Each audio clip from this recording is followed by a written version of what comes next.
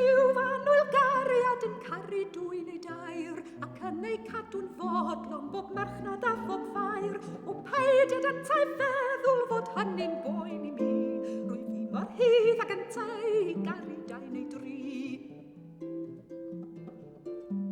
Friodau ddim eleni, chwedleiau ddim a neb, trwy llodrus iawn i'w meibion a fedrant weid yn dig. Pwy deg yn fôn hwn gwedid o gweithau gyd y daw, llawenydd mor merch ifanc i'w dewis ar ei llaw. Os oes rhyw dair neu bedair yn hoff ohono ef, mae gen I finnau bedwar ar 15 yn y dref, ond nhw sy'n dweud fel yma a nhw sy'n gweud fel hyn, dwy fion gwenu arnynt a dal fy serch yn dyn.